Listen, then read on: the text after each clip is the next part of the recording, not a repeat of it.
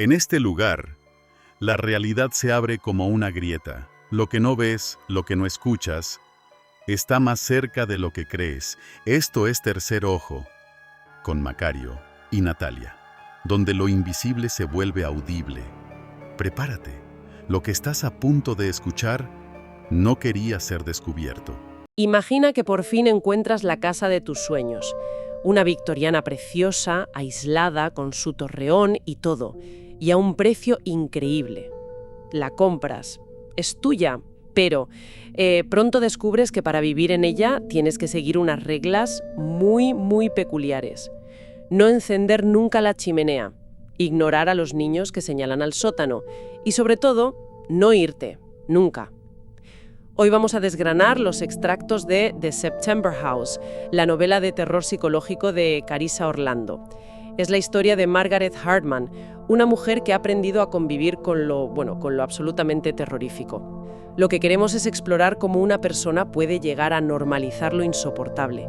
¿Y qué nos dice esto sobre el trauma, la supervivencia y lo que significa de verdad un hogar? Vamos a ello. Es que, fíjate, lo fascinante es que la historia no arranca con el terror en sí, sino con el anhelo. Los fragmentos que tenemos lo dejan muy claro. Margaret nunca tuvo un hogar estable. Para ella esta casa no es solo una propiedad, es, la materialización de una vida de estabilidad que nunca ha tenido, y está dispuesta a pagar un precio altísimo por mantenerla. Un precio que empieza a cobrarse muy pronto.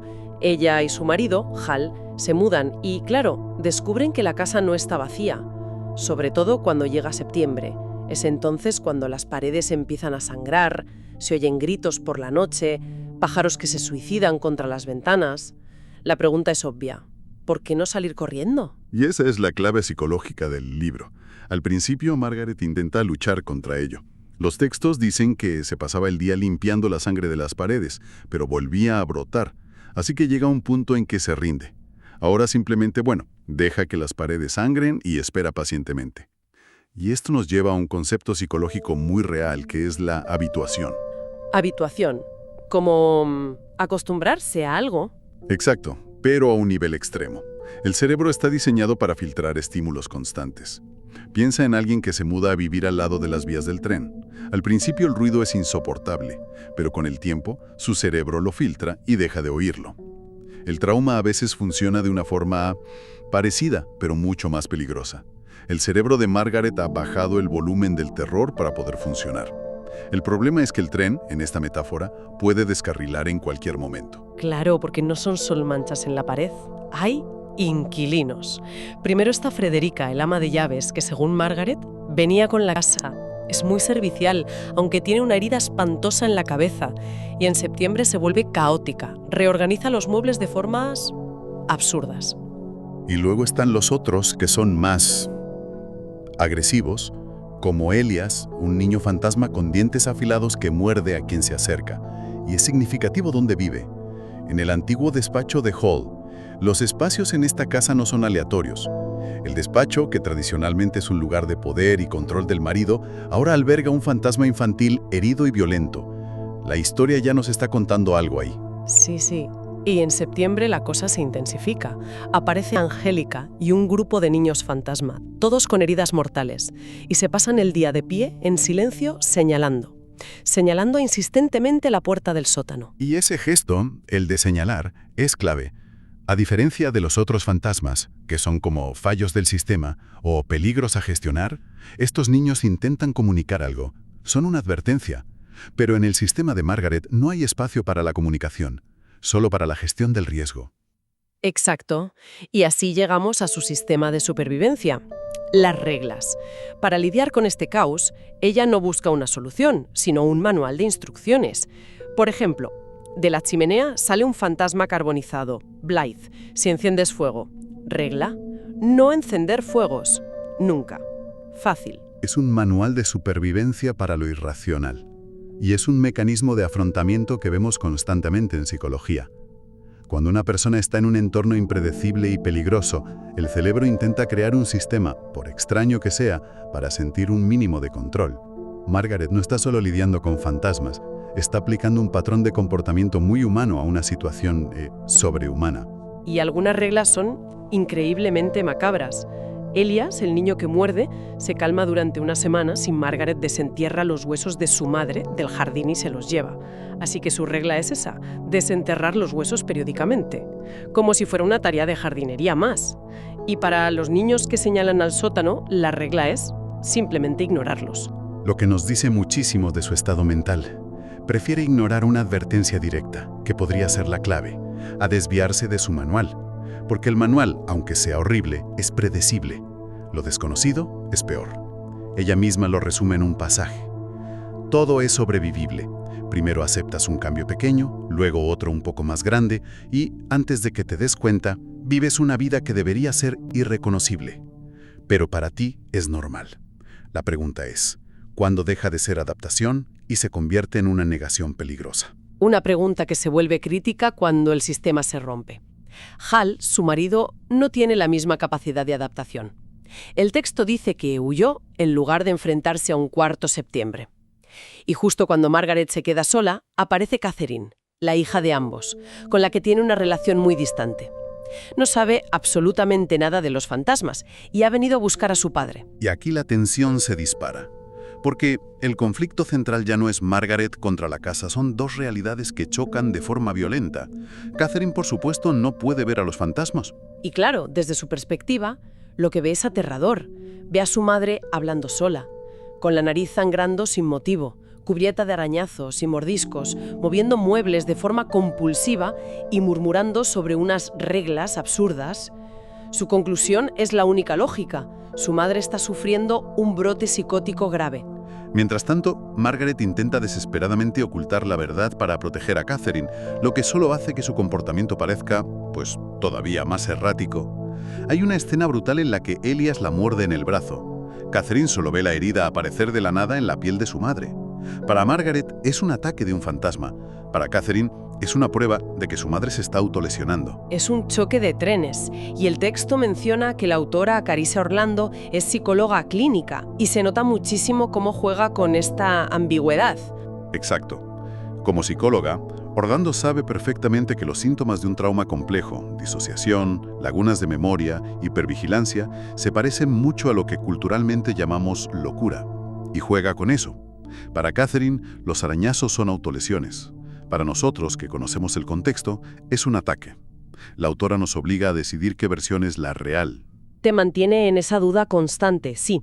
Y justo cuando la tensión entre madre e hija es máxima, la historia da un giro que lo cambia todo. Se revela que las reglas que Margaret ha creado para sobrevivir en la casa son casi idénticas a las reglas que tuvo que aprender para sobrevivir al abuso doméstico de su marido, Hal. Y los extractos son, vamos, explícitos en este paralelismo.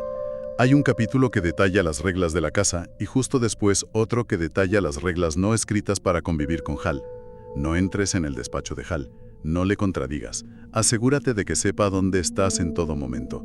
Las estructuras son prácticamente las mismas. Espera un momento, o sea que la regla de no encender la chimenea para evitar al fantasma o ignorar a los niños es un eco de las reglas que le imponía su marido. Eso es, absolutamente escalofriante. O sea que ella no aprendió a vivir en la casa, ya venía entrenada de casa, precisamente. Ya sabía cómo sobrevivir en un entorno controlado por una presencia masculina, impredecible y violenta. La casa es solo una manifestación sobrenatural del infierno que ya vivía. Y la regla más importante de todas, la que compartían tanto la casa como Hal, era la que mencionaste al principio. No te vayas. Ni lo menciones, ni siquiera lo pienses. Es tremendo. Y mientras todo esto se revela, Margaret investiga la historia de la casa y descubre la fuente original del mal. Sí, encuentra la historia de un antiguo propietario, Master Theodore Bale, un hombre que fue terriblemente maltratado en su juventud y que, de adulto, se convirtió en un asesino de niños. Él es el mal primordial que vive en el sótano, la causa de la violencia extrema de cada septiembre. Y de repente, todo encaja. Los niños que señalan la puerta del sótano no la están amenazando. Son sus víctimas. Están intentando advertirle todo el tiempo. Y aquí es donde la metáfora se cierra por completo. La casa es un espejo del trauma de Margaret. El abuso de Hal y el terror de la casa no son dos historias separadas. Son la misma historia contada en dos lenguajes diferentes. El psicológico y el sobrenatural. Ambos son horrores que ella ha decidido normalizar y sobrevivir en lugar de confrontar. Y todo por mantener esa idea de hogar. Lo que nos devuelve a la pregunta del principio. ¿Se puede realmente sobrevivir a un trauma simplemente adaptándose? La historia parece decir que no. La adaptación la mantiene con vida, pero no la hace libre. Es una supervivencia en una prisión. Y el clímax llega cuando Catherine, convencida de que su madre es un peligro, hace lo que cree correcto. Llama a la policía para que le ingresen en un psiquiátrico. Pero en el momento en que los agentes cruzan el umbral, la casa desata todo su poder. Es una escena de caos absoluto. Las puertas se cierran de golpe, la sangre inunda las escaleras como en El Resplandor, una lluvia de pájaros muertos, y los fantasmas se manifiestan ante todos. Por primera vez, Catherine y los policías ven exactamente lo que Margaret ha estado viendo. Cuesta imaginar esa escena. Por un lado, la validación total, no estaba loca. Pero al mismo tiempo, el horror absoluto de que tu peor pesadilla se haga realidad delante de tu hija. Es una victoria terrible. Terrible y mortal. Los policías son asesinados de formas espantosas. El texto los describe retorciéndose, con los huesos rompiéndose, como si una fuerza los estuviera convirtiendo en arañas rotas. ¿Es la validación definitiva? Sí, pero llega en el peor momento posible. Y en medio de ese caos emerge la verdad final del sótano. Master Vale, la entidad maligna, sube y ataca directamente a Catherine. Es entonces cuando se descubre qué pasó con Hal. No huyó. Volvió a la casa con bidones de gasolina para quemarla, pero Vale lo mató en el sótano. Y en ese momento, viendo a su hija a punto de morir, por primera vez, Margaret no sigue las reglas. No ignora, no gestiona, no se adapta. Para salvar a Catherine, se enfrenta directamente a Master Vale. Con la ayuda de su hija, lo destruye con un hacha. Este es el punto de inflexión de toda la novela. Margaret rompe el ciclo de sobrevivir y elige luchar. Y lo más importante es por qué. No lo hace por la casa a la que tanto se aferraba, ni siquiera por sí misma. Lo hace por su hija. La amenaza real y física a Catherine es lo único que consigue romper ese patrón de adaptación que había construido durante décadas. Al final, la salvación no viene de seguir las reglas, sino de romperlas, de enfrentarse al monstruo en lugar de aprender a vivir con él. Exacto. El acto de proteger a su hija la obliga a romper la regla fundamental que compartían tanto Hal como la casa. No te enfrentes, no luches, solo aguanta. Y al hacerlo, se libera por fin. En resumen, los extractos de The September House usan el terror de una casa encantada para explorar algo mucho más profundo. Esa increíble y a veces aterradora capacidad humana para normalizar lo insoportable. Nos muestra cómo el anhelo de un hogar puede llevar a una persona a aceptar el abuso, ya sea de un fantasma que sangra por las paredes o de un marido que impone un régimen de miedo. Es una metáfora poderosísima sobre cómo el trauma puede convertirse en un hogar si no se confronta. Margaret amuebló su infierno, lo hizo habitable, le puso reglas, hasta que se dio cuenta de que ese hogar estaba a punto de devorar a su hija. La historia termina con la destrucción del mal principal, de Master Vale, pero la casa sigue habitada por sus otros fantasmas. Ahora, sin la influencia de Vale, están más tranquilos.